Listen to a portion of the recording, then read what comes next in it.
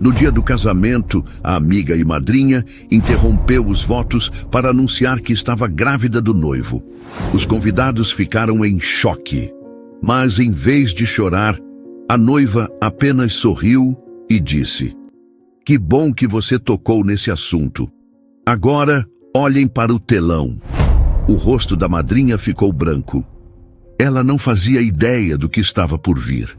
A luz do sol poente daquele sábado de primavera em Paraty derramava-se pelas janelas altas e arqueadas da antiga igreja colonial, a igreja de Santa Rita, um bastião de fé e história caiado de branco. Os raios oblíquos e dourados não apenas iluminavam, mas pareciam dar substância ao ar, transformando a poeira suspensa, levantada pelos passos dos 200 convidados, em um redemoinho de partículas de ouro dançantes. O aroma que preenchia o espaço sagrado era uma composição complexa e avassaladora. A doçura quase narcótica do jasmim e dos lírios brancos, que desciam em cascatas opulentas pelo altar de madeira escura e se espalhavam em arranjos generosos ao longo do corredor, misturava-se ao cheiro resinoso e antigo da cera de vela queimada e à fragrância de séculos de história impregnada na madeira e na pedra. Qualquer um ali presente, mesmo o mais cético, podia sentir a solenidade do momento. Uma santidade quase palpável que parecia prometer eternidade, um portal para uma felicidade duradoura. Cada detalhe daquela cena havia sido meticulosamente planejado por Sofia ao longo de um ano de dedicação quase obsessiva. Não era apenas um casamento. Era a obra-prima de seus sonhos, a materialização de um amor que ela acreditava ser tão sólido e belo quanto a própria igreja. Ela havia escolhido pessoalmente cada flor, debatido cada nota da melodia com o violoncelista, provado dezenas de vinhos até encontrar o que harmonizava perfeitamente com o menu da festa. 200 pares de olhos, um mar de rostos amigos e familiares, testemunhas daquele conto de fadas, acompanhavam seus passos lentos e deliberados sobre o tapete vermelho sangue que se estendia até o altar. O coração dela batia descompassado, um tambor frenético contra suas costelas, mas não era o ritmo da ansiedade ou do medo.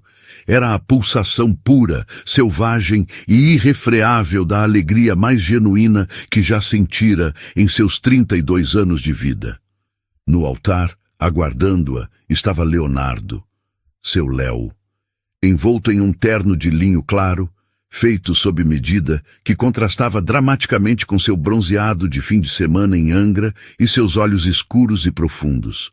Aqueles olhos estavam fixos nela, uma âncora em um oceano de emoções, como se o resto do mundo, com suas 200 almas e sua arquitetura barroca, tivesse se dissolvido em um borrão sem importância. Ele parecia tenso, a mandíbula cerrada, um detalhe que fez um sorriso genuíno e cúmplice brotar nos lábios de Sofia. Mesmo depois de 5 anos de um relacionamento intenso, de incontáveis manhãs compartilhadas e segredos sussurrados na madrugada, ela ainda era capaz de desestabilizá-lo, de tirar seu fôlego com um simples olhar. Para ela, aquele nervosismo era a prova final de seu amor, a vulnerabilidade de um homem forte rendido à mulher de sua vida. O celebrante Padre Cícero, um amigo da família Guimarães, com cabelos brancos como a espuma do mar e um sorriso que parecia conter a sabedoria de gerações, abriu o livro de capa de couro. As páginas amareladas, gastas pelo uso e pelo tempo, continham as palavras que selariam o futuro de Sofia. Estamos aqui reunidos sob o olhar de Deus e na presença desta comunidade de amigos e familiares, para celebrar a união de Leonardo Bastos e Sofia Guimarães em sagrado matrimônio. A voz do padre era calma e ressonante, preenchendo o silêncio que se instalara. Sofia apertou as mãos de Léo, sentindo a umidade nervosa em suas palmas, um calor que ela interpretou como a materialização do amor ansioso dele, a eletricidade do momento. Você, Leonardo, aceita Sofia como sua legítima esposa? Para amá-la e respeitá-la na alegria e na tristeza, na saúde e na doença, na riqueza e na pobreza, prometendo ser-lhe fiel por todos os dias de sua vida, até que a morte o separe.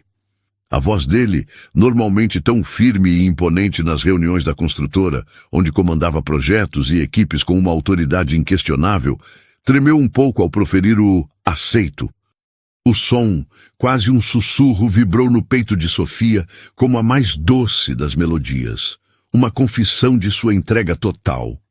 O celebrante então se virou para ela, o sorriso ainda mais caloroso, os olhos brilhando com a benevolência de quem abençoa uma união que parecia predestinada. E você, Sofia, aceita Leonardo como seu legítimo esposo para amá-lo e respeitá-lo. Esperem. A palavra cortou o silêncio reverente como uma lâmina de gelo.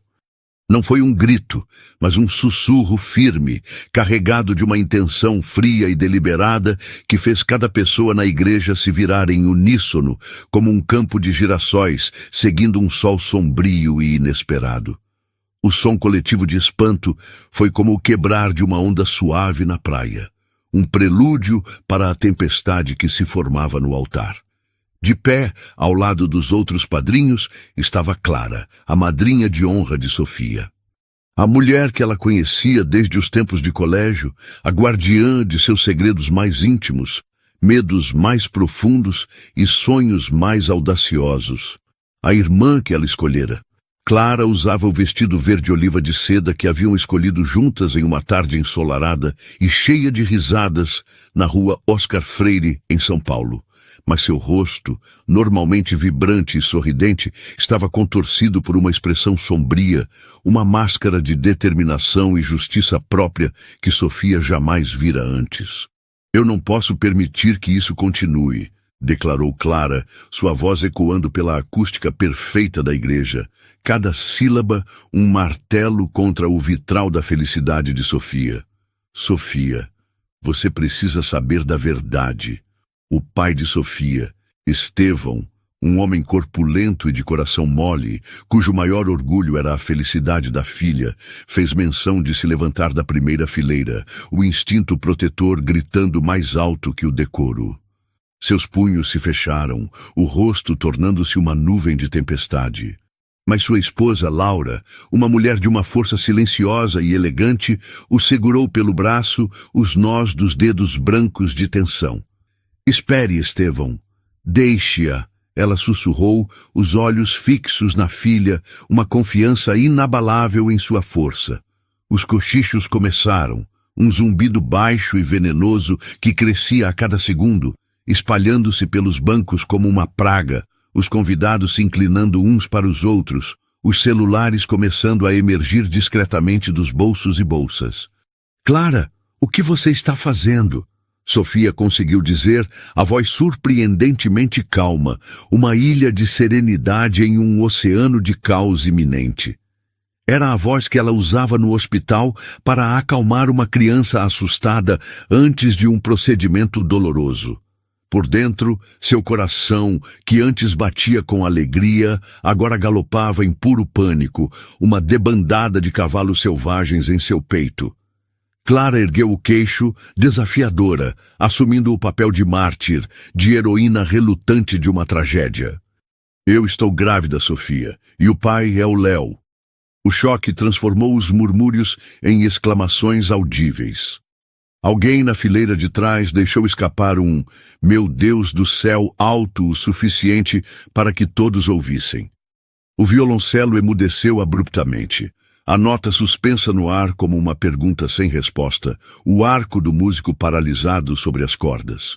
Leonardo ficou pálido como o papel do missal, uma palidez mortal que se espalhou por seu rosto bronzeado, drenando toda a cor e vida. Clara, não... Ele começou, a voz um fio, um apelo patético, não para proteger Sofia, mas para se proteger da exposição. Não o quê? ela retrucou, dando um passo à frente, saindo da linha dos padrinhos e se posicionando entre o casal e o padre, a voz ganhando força, tornando-se mais cruel a cada palavra. Não contar para ela como você tem ido ao meu apartamento há meses, dizendo que precisava desabafar sobre a pressão do casamento? Não contar como você dizia que estava repensando tudo, que se sentia sufocado pela perfeição dela? Não contar como sussurrava que me amava enquanto... Já chega! O grito veio do irmão mais velho de Sofia, Mateus, que se levantou de um salto, o rosto uma máscara de fúria protetora. Ele era um homem calmo por natureza, mas a visão da dor iminente no rosto da irmã o transformou. Sua irmã mais nova, Júlia, o agarrou pelo terno antes que ele pudesse avançar em direção ao altar e cometer uma loucura. Clara ignorou a interrupção. O caos a alimentava. Ela lançou a Sofia um sorriso de escárnio, um brilho de triunfo doentio em seus olhos. Encare a realidade, Sofia. Você é o prêmio de consolação, a escolha segura. Ele ficou com você porque eu não quis um compromisso sério. Mas agora que vamos ter um filho... Ela pousou a mão sobre o ventre ainda plano, em um gesto teatral de maternidade sagrada. Um ato para a plateia. Bem, as prioridades mudam. A igreja mergulhou em um silêncio mortal, quebrado apenas pelo som das contas do terço da avó de Sofia, Dona Inês, batendo umas nas outras enquanto ela rezava apressadamente, os lábios se movendo em uma prece silenciosa, buscando uma intervenção divina que não viria. Sofia olhou para Leonardo. Gotas de suor brotavam em sua testa, escorrendo por suas têmporas. Sua boca se abria e fechava como a de um peixe fora d'água, buscando um ar que parecia ter sido roubado de seus pulmões, buscando palavras que não existiam. Ele não conseguia sequer encará-la. Seus olhos fixos no chão de mármore, como se ali estivesse a resposta para sua própria covardia, para o abismo que se abria a seus pés. E foi nesse momento, ao testemunhar a totalidade de sua fraqueza, a patética desintegração do homem que ela amava, que ela sorriu. Não era um sorriso feliz. Era o sorriso de uma onça pintada que observa a presa cair na armadilha que ela mesma preparou. Um sorriso frio, calculado e terrivelmente belo. Ah, Clara, disse ela, a voz clara e potente no silêncio absoluto, cada palavra um convite para o verdadeiro espetáculo. Você realmente achou que seria tão simples? O sorriso presunçoso de Clara vacilou, uma sombra de incerteza cruzando seu rosto pela primeira vez. Ela esperava lágrimas, gritos, um colapso. Não esperava aquela calma glacial. Sofia não pegou um celular. Não havia gravação a ser tocada. Seu plano era muito mais visual, muito mais público, muito mais devastador. Ela se virou para o celebrante com uma calma que gelou a espinha de quem a observava. Padre, peço perdão pelo que vai acontecer e pela profanação deste momento sagrado, mas a verdade às vezes precisa de um palco para ser revelada. E a casa de Deus sempre foi um palco para a verdade, não é mesmo? Sem esperar resposta, ela olhou para o fundo da igreja, na direção da cabine de controle de som e vídeo, onde seu primo, Beto, um gênio da tecnologia que ela trouxera de São Paulo especificamente para aquele momento, estava posicionado.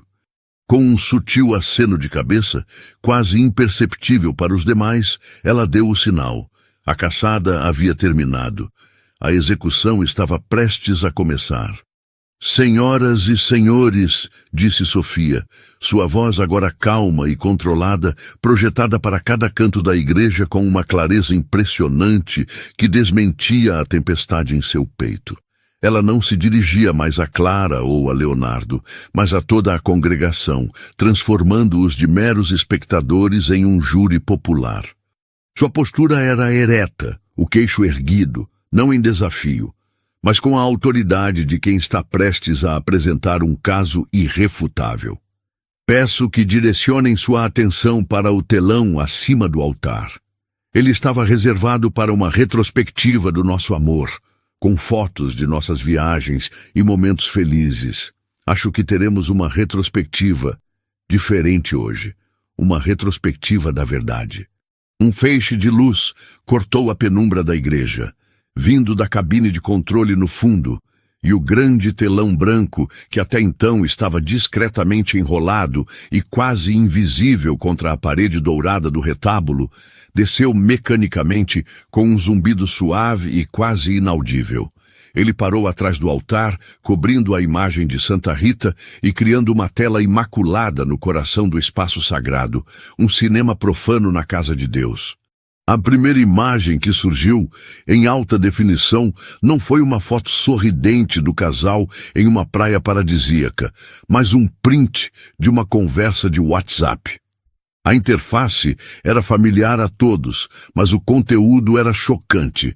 A foto de perfil de Clara, sorrindo em uma selfie com um filtro de orelhas de gatinho, estava nítida ao lado de suas mensagens para uma amiga salva como Tati Personal. A mensagem de Clara, com o carimbo de data e hora de 2 semanas antes, era cristalina e brutal em sua sinceridade. O idiota do Léo caiu direitinho na história da gravidez. Ele está apavorado. Acha que o paizão dele, o todo-poderoso Otávio Bastos, vai obrigá-lo a fazer a coisa certa e casar comigo. O plano é simples: explodir a bomba no altar na frente de todo mundo. Vou sair como a mãe desamparada e ele vai ter que me bancar por anos. Adeus, vida de trabalhar e ralar em agência. Olá, pensão gorda e vida de madame. A congregação ofegou em um único e ruidoso fôlego. O som foi físico, como se o ar tivesse sido arrancado de 200 pulmões ao mesmo tempo. Foi um som de choque, de desaprovação e, para alguns, de um prazer mórbido e inconfessável. Leonardo olhou para o telão e depois para Clara, o rosto uma máscara de confusão e horror. Gravidez? Que história é essa? Você me disse... Você me mostrou o teste, você chorou. Ele balbuciava, as palavras se atropelando. Clara ficou branca como cera, os olhos arregalados em pânico puro, o sangue fugindo de seu rosto. Sofia, isso é montagem, é falso, você é uma hacker, você está louca, alguém me ajuda, ela está louca, gritou ela, a voz estridente, apelando para uma simpatia que já não existia. Buscando um aliado em uma sala onde todos agora a viam como uma vilã de novela. É mesmo, retrucou Sofia, com uma calma gélida, enquanto a imagem no telão mudava com uma transição suave e profissional, como em uma apresentação de negócios. A frieza da tecnologia contrastava violentamente com a paixão crua do momento. Agora, o que se via era um documento oficial, um laudo de laboratório do Fleury, um dos mais respeitados do país. O nome completo de Clara Antunes e seu CPF estavam em destaque no cabeçalho. O resultado do exame de sangue, um beta-HCG quantitativo, era inequívoco, com os valores de referência clínica ao lado para que não houvesse a menor margem para dúvida. Valor encontrado, inferior a 1 ml. E em letras maiúsculas e vermelhas, como um carimbo de vergonha, a conclusão do médico: resultado negativo. Não havia gravidez, nunca houve. O teste de farmácia que ela havia mostrado a Leonardo, com suas 2 listras afirmativas, era falso, um de muitos que podiam ser comprados online. Uma mentira fabricada para enredá-lo em uma teia de culpa e responsabilidade. Você mentiu? A voz de Leonardo era um sussurro quebrado, cheio de uma dor patética e da humilhação avassaladora de ter sido tão facilmente enganado. Você inventou um filho? Ele olhou para ela, não com raiva, mas com a incredulidade de uma criança que descobre que a magia não existe, que seu herói é uma fraude. Mas a apresentação de Sofia estava longe de terminar. O espetáculo de horrores era meticuloso. Uma sinfonia de traição em vários atos, cada um mais devastador que o anterior. O telão, agora, exibia uma série de extratos bancários da conta conjunta do casal. A conta que eles haviam aberto com tanta alegria para depositar o dinheiro para o casamento e para a entrada de seu futuro apartamento. Setas vermelhas animadas, adicionadas por Beto, apontavam para cada transação suspeita. Eram dezenas delas. Transferências via Pix, totalizando mais de R$30 mil ao longo dos últimos 6 meses, saídos da conta que Sofia e Leonardo usavam para as despesas do casamento, diretamente para a conta pessoal de Clara. As descrições, que antes poderiam parecer inocentes, agora soavam como confissões: ajuda aluguel, presente nível, apoio amiga, empréstimo saúde. Eram pequenas hemorragias financeiras que, somadas, representavam uma sangria no futuro que Sofia estava construindo com tanto esforço. A imagem mudou novamente, desta vez para um documento ainda mais grave, que levava à traição do campo pessoal para o criminal. Era a proposta de um empréstimo pessoal de R$50 mil que Leonardo tentara fazer na semana anterior, em nome de Sofia, usando os comprovantes de renda e os investimentos dela como garantia. A assinatura dela no contrato digital estava ali, projetada em tamanho gigante, e ao lado, para comparação, sua assinatura original, escaneada de seu passaporte. A falsificação era grosseira, quase infantil, um testemunho do desespero e da arrogância dele, a prova de que ele estava disposto a cometer um crime para sustentar a mentira de sua amante. Você não estava apenas me traindo, Léo, disse Sofia, a voz cortante como vidro quebrado. Cada palavra um golpe preciso que o fazia recuar fisicamente. Você estava me roubando. Você estava usando o nosso futuro, o dinheiro que eu trabalhei duro para guardar, para financiar a vida de mentiras dela, tudo pelas minhas costas. Você achou que eu não ia perceber que eu era tão ingênua assim? O pai de Leonardo, Otávio Bastos, um empresário de renome cuja reputação era seu bem mais valioso, levantou-se da primeira fileira. Seu rosto, antes sereno e orgulhoso, estava vermelho de uma fúria contida e de uma vergonha avassaladora que parecia envelhecê-lo em segundos. Ele não olhava para o telão, mas para o filho, com um desprezo que era mais assustador do que qualquer grito. Leonardo, que pouca vergonha é essa? O que você fez com o nome da nossa família? Sua voz, acostumada a comandar salas de reunião, era um trovão baixo e ameaçador que prometia consequências terríveis. Mas a revelação final, o golpe de misericórdia que transformaria uma traição pessoal em um desastre corporativo, ainda estava por vir. A imagem no telão mudou mais uma vez, desta vez para uma troca de e-mails. Eram e-mails profissionais, com logos e assinaturas formais, trocados entre o endereço corporativo de Clara, na agência de publicidade, e um homem chamado Sérgio Tavares, o CEO da Tavares Engenharia, a principal e mais agressiva concorrente da construtora Bastos. Nos e-mails, Clara, de forma detalhada e assustadoramente técnica, passava informações confidenciais sobre os projetos que Leonardo liderava.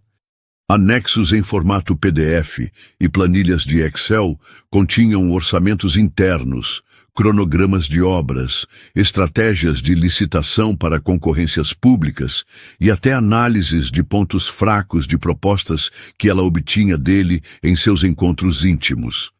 Ela o seduzia não apenas com o corpo, mas com um falso interesse profissional, fazendo perguntas inocentes para ajudá-lo a desabafar sobre o trabalho, enquanto anotava mentalmente cada detalhe. Em troca daquelas informações, que valiam milhões em contratos perdidos para a família Bastos, Sérgio Tavares prometia a ela um cargo de diretora de marketing na Tavares Engenharia, um salário de 6 dígitos e uma participação generosa nos lucros dos contratos que a empresa vencesse usando aquela espionagem. Era um plano audacioso, uma traição em múltiplos níveis, projetada para 200 convidados e, em breve, para o mundo. A traição não era apenas sobre sexo e dinheiro, era sobre poder, ambição e uma completa falta de escrúpulos.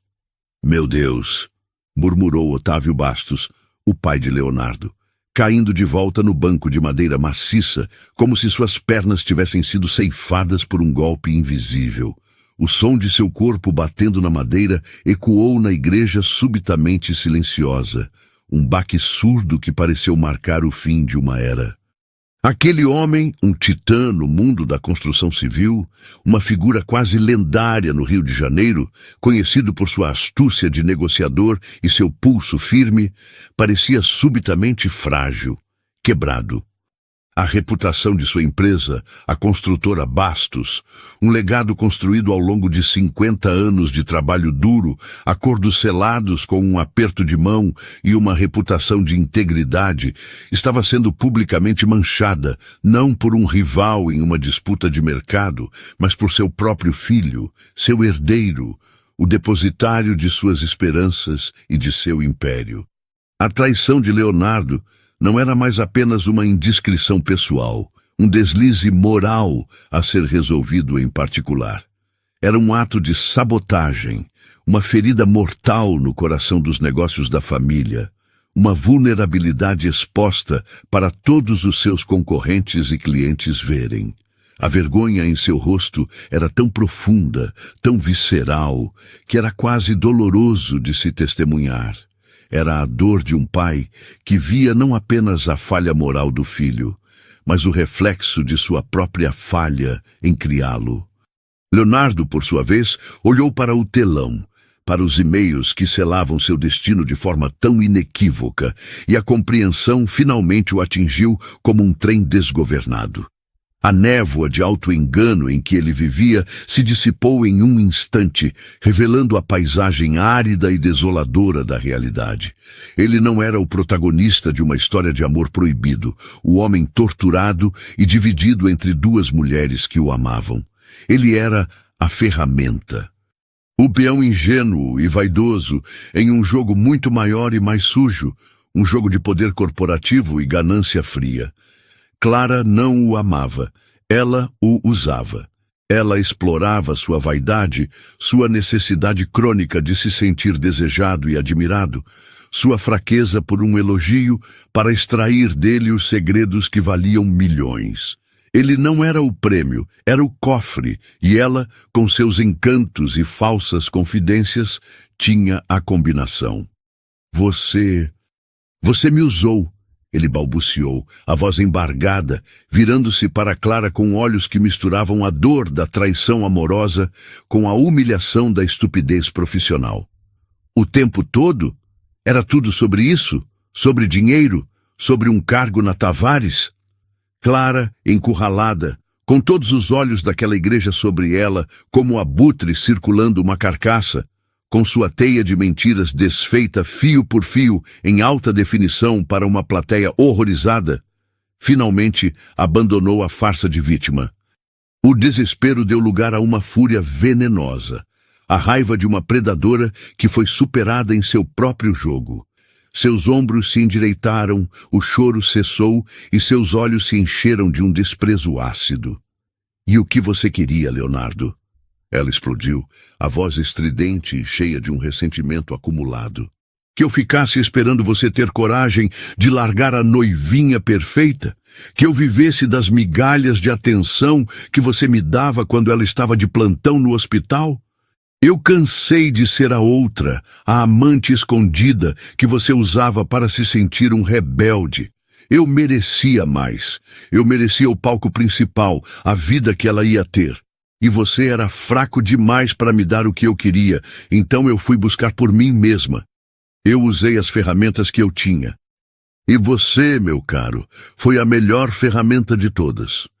Fraco, disse Sofia, e sua voz, agora sem a necessidade de microfone, encheu o silêncio que se seguiu à explosão de Clara. Era uma voz calma, mas que carregava o peso de meses de dor, de noites insones, de planejamento meticuloso e de uma determinação de ferro. Ela deu um passo à frente posicionando-se entre os dois, a noiva em seu vestido branco, tornando-se a juíza daquele tribunal improvisado. Não, Clara, ele não foi fraco. Fraqueza implica uma falta de poder. Ele tinha todo o poder para ser honesto. O poder para terminar nosso noivado, para me olhar nos olhos e dizer a verdade. O poder para não roubar da nossa conta, para não falsificar minha assinatura. Ele não foi fraco. Ela se virou para Leonardo e o olhar que lhe deu não era de ódio, mas de uma decepção tão profunda que era quase piedosa. Você foi desleal, desonesto e cúmplice. Você escolheu o caminho mais fácil, o caminho da mentira, a cada passo. Ela então fixou seus olhos em Clara e o desprezo em seu olhar era uma arma afiada. E você não é uma vítima buscando o que merece. Você é uma criminosa. Você cometeu fraude, estelionato e espionagem industrial. Não há nobreza em seus atos, apenas ganância, inveja e uma total falta de caráter. Você não queria a vida dele. Você queria destruir a minha. Com as verdades ditas e as máscaras caídas, Sofia se virou para a congregação, para os rostos chocados de amigos e familiares. Seu semblante suavizou, mas a força em sua postura era inabalável. Peço desculpas a todos vocês por este espetáculo. Ninguém deveria ter que testemunhar a ruína de um sonho, especialmente de uma forma tão pública. Mas a verdade precisava ser dita, e as mentiras precisavam ser expostas à luz, por mais dura que ela fosse. Ela fez uma pausa, deixando suas palavras assentarem. A festa no salão ao lado, com toda a comida, bebida e música que pagamos, está mantida. Um murmúrio de surpresa e confusão percorreu os convidados. Será uma celebração, continuou ela, a voz firme, um convite e uma declaração de independência. Não de um casamento que não aconteceu, mas da minha liberdade. Uma celebração da verdade sobre a mentira. Quem quiser se juntar a mim e brindar a um novo começo, a uma vida livre de enganos, será muito bem-vindo. Com isso, ela se virou. Ignorando o caos que começava a se instalar novamente, os gritos abafados de Otávio Bastos para seu filho, as acusações que começavam a voar entre as famílias, e o som do choro desesperado e raivoso de Clara, que agora percebia a dimensão completa de sua queda, Sofia, com a mesma graça e dignidade com que entrou, começou a caminhar de volta pelo corredor. Seu vestido de noiva, que horas antes era um símbolo de um futuro compartilhado, agora era a armadura de sua vitória pessoal. Ela não fugia. Ela se retirava do campo de batalha após a vitória, deixando para trás as ruínas de duas vidas que ela mesma, com a precisão de um cirurgião e a frieza de um general, acabara de demolir.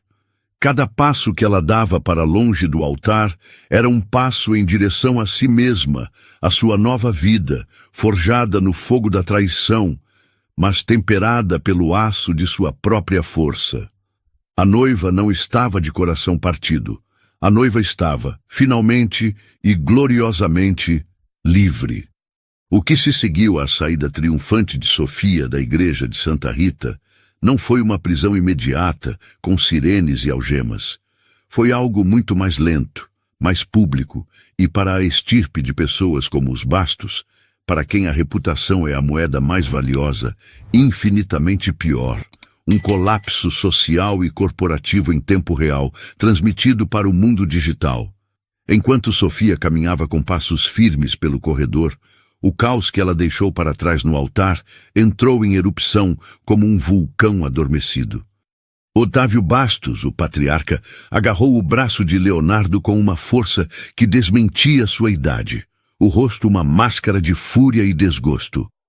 Você me destruiu, moleque. Destruiu o nome da nossa família. 50 anos de trabalho jogados no lixo por causa de uma aventura com uma vigarista. Ele sibilava, a voz baixa e venenosa, para que apenas os mais próximos ouvissem. Mas a intensidade era tão grande que parecia queimar o ar. A mãe de Leonardo, Beatriz, uma socialite cuja vida era uma curadoria de aparências perfeitas, chorava silenciosamente, não pelo coração partido do filho, mas pela humilhação pública que teriam que enfrentar. Seus ombros tremiam sob o vestido de grife, enquanto ela via seu mundo de chás, beneficentes e colunas sociais desmoronar. Clara, por sua vez, estava de joelhos, não mais em um choro de arrependimento, mas em um acesso de raiva impotente, gritando acusações incoerentes contra Sofia, chamando-a de louca, de vingativa, de demônio. Ela armou tudo isso. Ela nunca me amou, sempre teve inveja de mim. Ela gritava para um público que já não lhe dava ouvidos. Ela havia se tornado invisível, um fantasma no epicentro do desastre que ela mesma criara, sua performance patética apenas acentuando a vitória esmagadora de Sofia. Enquanto isso, a notícia se espalhava como fogo em rastilho de pólvora. Os convidados, ainda em choque, mas com os reflexos da era digital afiados, pegaram seus celulares. Dezenas de vídeos do casamento revelação, gravados de múltiplos ângulos, começaram a inundar o YouTube, o Instagram e os grupos de WhatsApp. A história era simplesmente irresistível. Uma noiva linda e inteligente, um noivo de família rica e poderosa, uma melhor amiga traiçoeira e uma vingança executada com a frieza de um thriller corporativo. Antes mesmo que Sofia chegasse ao salão de festas, a hashtag #AverageVingança em Paraty já estava começando a subir nos trending topics do Brasil, impulsionada por influenciadores digitais e celebridades que estavam entre os convidados e que compartilhavam a história com seus milhões de seguidores. Os portais de notícias, farejando o cheiro de um escândalo de alta sociedade, começaram a ligar incessantemente para os convidados, oferecendo dinheiro por vídeos exclusivos e depoimentos em primeira mão. O salão de festas, um lugar elegante e arejado, com paredes de vidro que ofereciam uma vista deslumbrante da Baía de Paraty, estava preparado para um sonho. Toalhas de mesa de linho branco importado ainda cobriam as mesas redondas. Centros de mesa com lírios, jasmins e orquídeas ainda perfumavam o ar. A banda, uma das mais requisitadas para casamentos no eixo Rio-São Paulo, contratada a peso de ouro, afinava seus instrumentos, pronta para tocar a playlist romântica que Léo e Sofia haviam escolhido com tanto carinho. Mas em vez de celebrar um casamento, eles estavam prestes a testemunhar o que a prima de Sofia, com um humor ácido e tipicamente carioca, apelidou de a festa de divórcio mais épica do mundo. Não vamos desperdiçar um centavo do dinheiro da Sophie, declarou a mãe de Sofia, Laura, quando chegaram ao local, os olhos brilhando com uma fúria protetora que a transformava em uma leoa. Nós pagamos por esta comida, pagamos por esta música e vamos celebrar a coragem e a liberdade da minha filha. Quem não quiser celebrar, a porta da rua é a serventia da casa. E foi o que fizeram. Eles celebraram. Os convidados que seguiram Sofia até o salão, e surpreendentemente, quase todos o fizeram, movidos por uma mistura de lealdade, curiosidade mórbida e uma admiração genuína pela força dela, encontraram uma atmosfera surreal. Sofia, ainda em seu vestido de noiva, subiu ao pequeno palco montado para a banda. Ela pegou o microfone e um silêncio expectante caiu sobre o salão. Eu sei que não foi a cerimônia que todos esperavam, disse ela, um pequeno sorriso cansado, mas genuíno, brincando em seus lábios. E eu sei que todos estão chocados. Eu também estou. Mas já que temos um bar aberto com o melhor champanhe, uma banda incrível e a melhor comida que Paraty pode oferecer, eu me recuso a deixar que a desonestidade e a ganância de duas pessoas estraguem a nossa noite. Ela ergueu a taça que sua irmã lhe entregara. Hoje não brindamos a um casamento que não aconteceu. Brindamos a verdade, por mais dolorosa que seja. Brindamos aos recomeços, por mais assustadores que pareçam, e brindamos ao fato de que, às vezes, se livrar de um problema é o maior presente que podemos receber, a minha liberdade. O salão explodiu em aplausos e vivas, um som muito mais alto e genuíno do que qualquer aplauso que se seguiria a um sim no altar. A banda, recebendo um sinal de Sofia, abandonou o repertório romântico de bossa nova e mergulhou em um set vibrante de samba, pop rock nacional e clássicos dançantes dos anos 80. A pista de dança, que deveria ser inaugurada com uma valsa lenta e coreografada, foi invadida por tios, primos e amigos dançando com uma energia catártica, celebrando não a união de um casal, mas a libertação de uma mulher. Sofia trocou seus saltos Jimmy Choo por um par de havaianas brancas que sua irmã previdente havia trazido em sua bolsa. Ela dançou com seu pai, que a rodopiava com lágrimas de orgulho escorrendo pelo rosto. Dançou com seu irmão, Mateus, que a abraçava com força a cada pausa da música, como se para protegê-la retroativamente. Dançou com suas amigas, que formaram um círculo protetor e alegre ao seu redor, uma tribo de mulheres celebrando a força de uma delas. Ela estava sentada em uma mesa, rindo de uma piada que sua avó contou sobre homens sem vergonha, quando seu celular, que estava quieto até então, começou a vibrar incessantemente sobre a mesa. Eram notificações de portais de notícias como G1 e UOL, links para vídeos no YouTube com centenas de milhares de visualizações e uma enxurrada de mensagens de amigos distantes e até de desconhecidos que de alguma forma conseguiram seu número. A história havia se tornado viral, um fenômeno nacional. Mas em meio ao turbilhão digital, uma ligação se destacou. Era de um número desconhecido, mas com o DDD do Rio de Janeiro. Hesitante, ela se afastou da música alta e atendeu. Alô? Sofia Guimarães? Disse uma voz masculina, séria e profissional. O som de um escritório caro ao fundo. Meu nome é Marcelo Tavares, sou do departamento jurídico da Tavares Engenharia.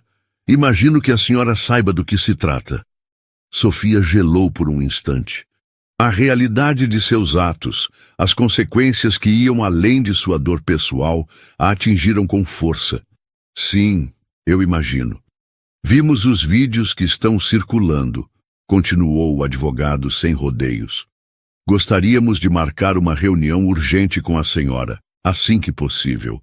Temos um interesse mútuo em garantir que a senhorita Antunes e o senhor Bastos respondam legalmente por seus atos. As provas que a senhora apresentou são extremamente valiosas para nós. Acreditamos que temos base para uma ação robusta por concorrência desleal e espionagem industrial. Sofia percebeu naquele momento que sua vingança pessoal havia se transformado em algo muito maior. Ela não tinha apenas exposto um caso de traição. Ela havia detonado uma bomba no mundo corporativo e os estilhaços estavam apenas começando a se espalhar. Ela era agora uma peça central em um jogo de xadrez que ela nem sabia que estava jogando. A conversa com o advogado da Tavares Engenharia foi um divisor de águas na noite de Sofia, um balde de água fria e sóbria em meio à celebração catártica. O brinde à liberdade, a dança com a família, a energia contagiante da festa, tudo isso, que parecia um ato de catarse puramente pessoal, um drama contido nos limites de sua vida, de repente ganhou uma nova dimensão, mais séria, mais perigosa e muito mais complexa. Ela se afastou do barulho da pista de dança, caminhando até a ampla varanda do salão, onde a brisa noturna do mar de Paraty, carregada do cheiro de sal e de mata atlântica, trazia um pouco de clareza para sua mente turbulenta. O celular em sua mão, antes um instrumento de vingança, agora parecia mais pesado, um artefato que a conectava a um mundo de litígios corporativos e jogos de poder para o qual ela não se sentia preparada. As provas que ela reunira nos últimos meses motivada pela dor lancinante da traição e por um desejo ardente de justiça, não eram mais apenas sobre seu coração partido ou sua conta bancária violada.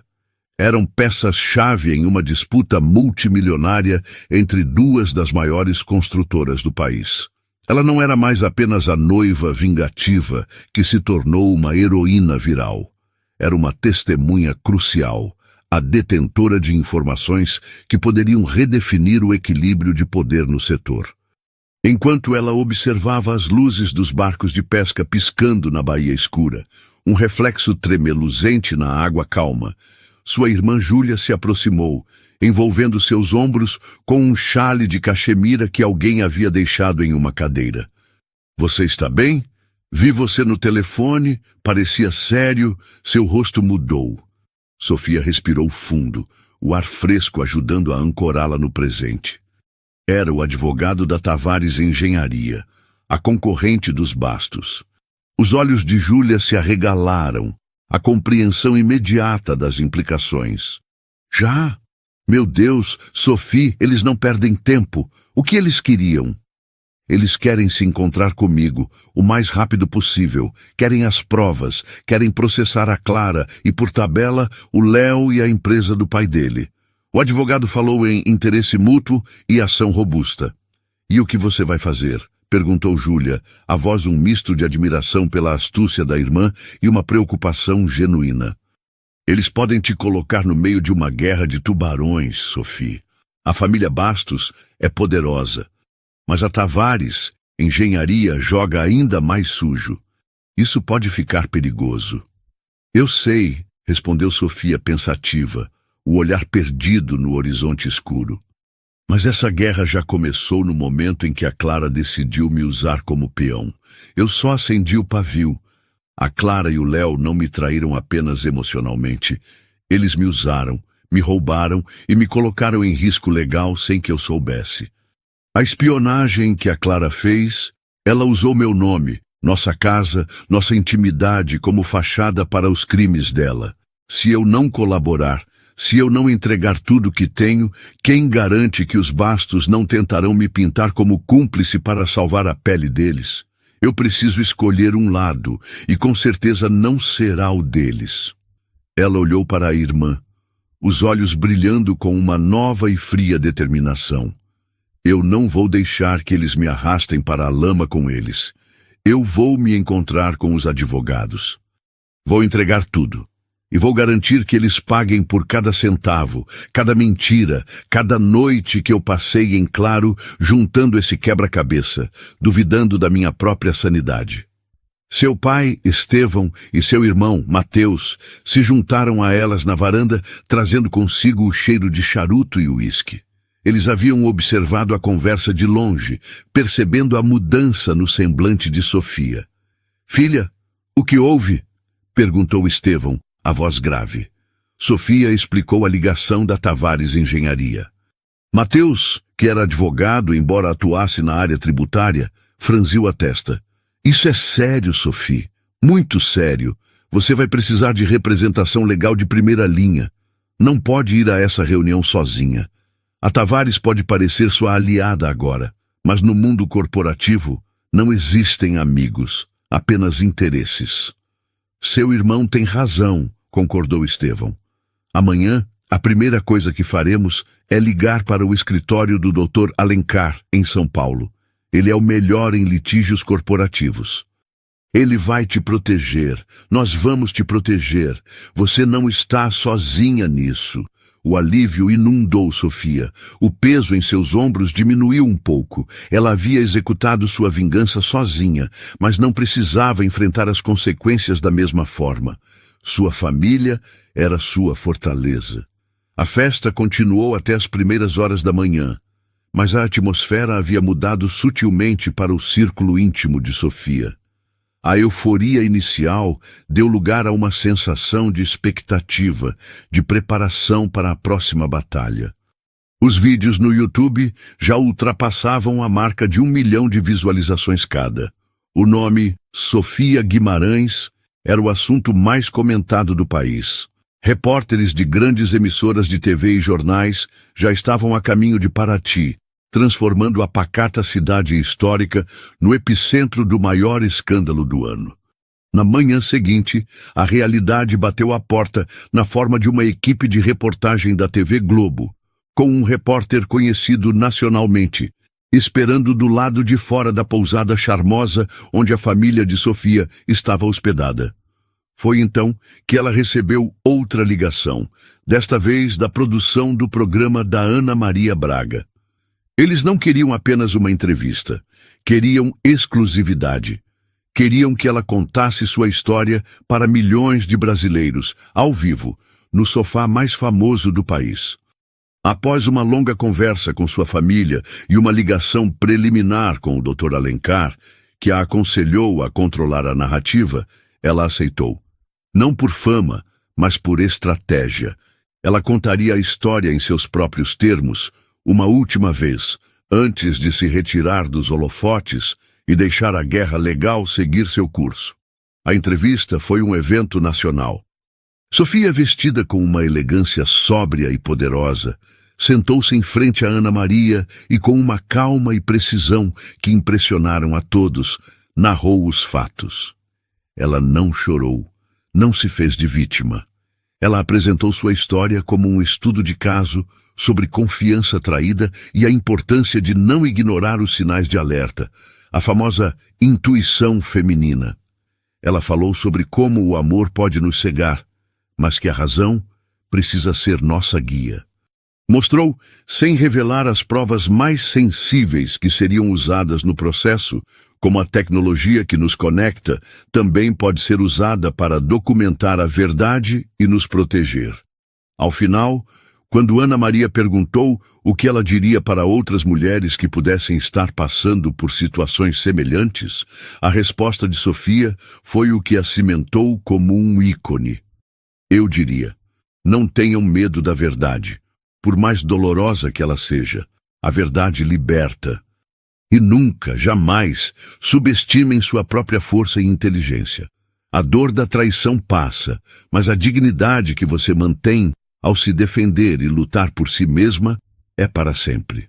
As consequências para Leonardo e Clara foram rápidas e brutais, mas, como Sofia previra, não vieram na forma de uma sentença de prisão imediata. O processo judicial se arrastaria por anos, um lembrete constante de sua queda. A verdadeira punição foi o exílio social e profissional. A construtora Bastos, em uma jogada de sobrevivência corporativa, emitiu uma nota pública repudiando veementemente as ações de Leonardo, anunciando sua demissão sumária e a abertura de um processo interno e externo contra ele por perdas e danos, e contra Clara por espionagem. Otávio Bastos, para salvar a empresa que era sua vida, sacrificou o filho no altar da opinião pública e do mercado. Leonardo foi deserdado, seus cartões de crédito cancelados, seu acesso aos bens da família cortado. De um dia para o outro, ele passou de herdeiro de um império a um pária, com o nome manchado, sem amigos e sem perspectivas. Clara enfrentou um destino ainda pior. Processada pela Tavares Engenharia, que a usou e a descartou como um peão sacrificial para mostrar boa-fé ao mercado, pela família Bastos e por Sofia, ela se viu afogada em dívidas legais que jamais conseguiria pagar. A agência de publicidade onde trabalhava a demitiu por justa causa, citando o dano irreparável à imagem da empresa. Nenhum outro empregador a queria. Seus amigos da alta sociedade desapareceram, pararam de atender suas ligações. Ela, que sonhava com uma vida de luxo bancada pelos outros, acabou tendo que vender o próprio apartamento para pagar a primeira parte dos honorários dos advogados. Sua queda tão espetacular e pública quanto a ambição que a motivou. A justiça para eles não foi a perda da liberdade física, mas a perda de tudo aquilo que eles mais valorizavam: status, dinheiro, poder e reputação. Meses se passaram, transformando-se em um ano, depois 2. A poeira do escândalo que abalou o mundo corporativo e social do Rio de Janeiro começou a baixar, como a cinza de um vulcão após uma erupção violenta. A história de Sofia Guimarães, no entanto, não desapareceu. Ela permaneceu no imaginário popular, uma espécie de lenda moderna sobre justiça e empoderamento, contada e recontada em mesas de bar, salões de beleza e fóruns online.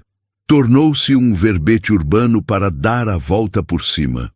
Sofia, fiel à sua palavra e à sua nova essência, retirou-se completamente da vida pública após sua entrevista marcante.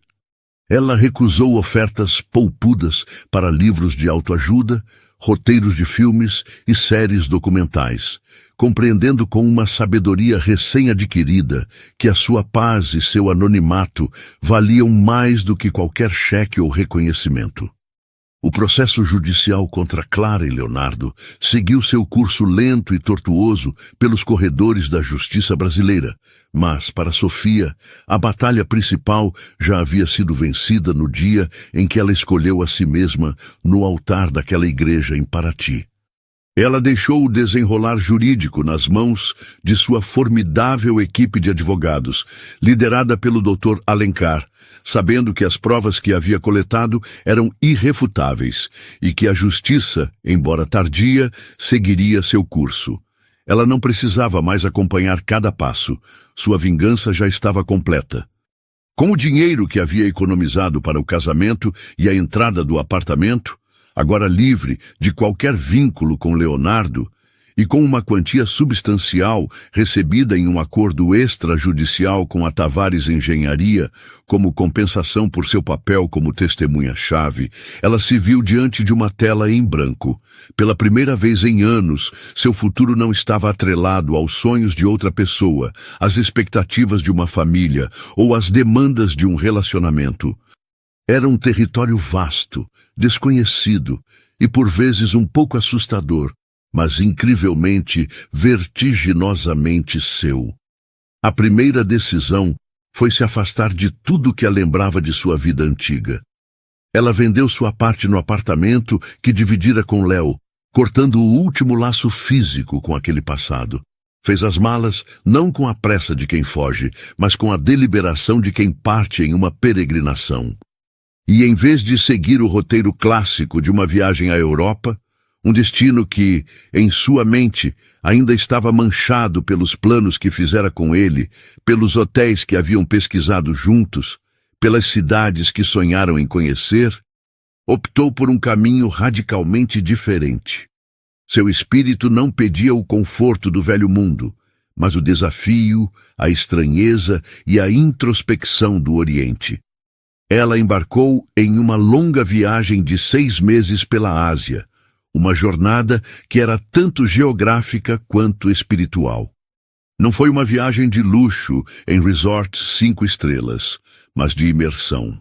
Ela percorreu as ruas movimentadas e caóticas de Bangkok, na Tailândia, aprendendo a cozinhar a culinária local em uma pequena escola familiar e passando 10 dias em um retiro de meditação silenciosa com monges em Chiang Mai, onde aprendeu a aquietar a mente e a conviver com seus próprios pensamentos. Explorou as metrópoles futuristas do Japão, maravilhada com o contraste entre a energia elétrica de Tóquio e a serenidade transcendental dos jardins de Kyoto. Foi lá que aprendeu sobre a filosofia do wabi-sabi, a beleza da imperfeição, e do Gaman, a arte de suportar o aparentemente insuportável com paciência e dignidade. Viajou pela China, caminhando por trechos da Grande Muralha e se perdendo na vastidão de paisagens que pareciam saídas de pinturas antigas, sentindo-se pequena e, ao mesmo tempo, conectada a algo muito maior e mais antigo que sua própria dor. Foi uma jornada para fora, mas principalmente para dentro. Cada novo carimbo em seu passaporte era uma marca de sua crescente independência, resiliência e autoconhecimento. Foi em um beco tranquilo em Kyoto, durante uma chuva fina que lavava as ruas de pedra e fazia o ar cheirar a terra molhada, que ela o encontrou. Um gatinho de rua, magro e assustado, com uma pelagem manchada de branco e cinza, e uma característica notável que o tornava um pária entre os outros gatos. Um olho era de um azul profundo como o oceano ao anoitecer, e o outro de um verde vibrante como uma folha de bambu na primavera. Ele era um sobrevivente, um ser imperfeito e único. Sofia passou dias ganhando sua confiança, sentando-se à distância, deixando comida e falando com ele em um tom suave. Até que, em uma tarde, ele finalmente se aproximou e se esfregou em sua perna, um gesto de entrega e confiança. Ela o adotou. Passou por toda a burocracia complexa e cara para poder levá-lo para o Brasil e o batizou de Kintsugi.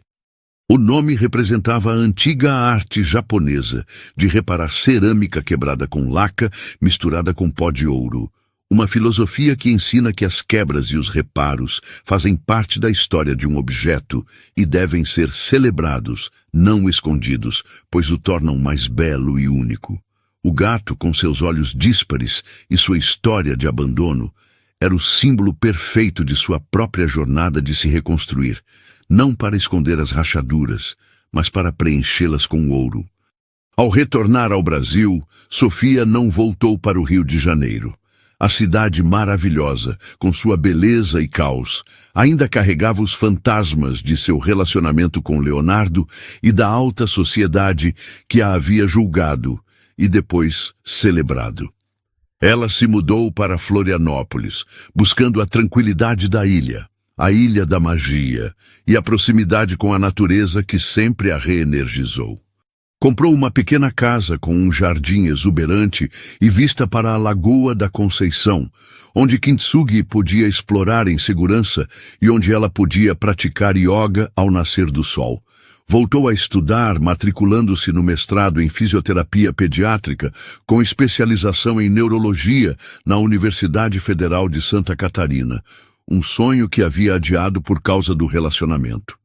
Mergulhou no trabalho e nos estudos com uma paixão renovada, encontrando um propósito profundo em ajudar crianças com desafios neurológicos a atingirem seu máximo potencial. E sim, ela aprendeu a dançar. Não o forró que havia mencionado em um momento de leveza, mas o tango. Em um pequeno estúdio no centro da cidade, ela aprendeu a dança, que é uma conversa sem palavras. A dança, com sua mistura de paixão e controle, de improviso e técnica, de liderar e ser conduzida, de uma confiança cega no parceiro, parecia a metáfora perfeita para o tipo de relacionamento com os outros e principalmente consigo mesma que ela agora desejava construir. Ela não se tornou uma reclusa, mas tornou-se ferozmente protetora de sua paz e de seu tempo. Reatou laços familiares em um nível mais profundo, passando mais tempo com seus pais e irmãos que haviam sido sua fortaleza inabalável. Cultivou amizades verdadeiras, poucas e boas, baseadas em respeito, admiração e reciprocidade. Ela não procurava ativamente por um novo amor, mas estava aberta a ele, com um novo conjunto de regras não escritas. Seu coração não estava mais trancado, mas a porta agora tinha um porteiro muito mais exigente, sua própria intuição, afiada pela experiência, e seu recém-descoberto e inegociável senso de valor. Anos depois, a história do casamento de Paraty ainda era contada em rodas de conversa, um causo quase folclórico, mas Sofia Guimarães já era outra pessoa. A mulher que caminhou por aquele corredor de igreja, cheia de sonhos ingênuos sobre um amor perfeito, não existia mais.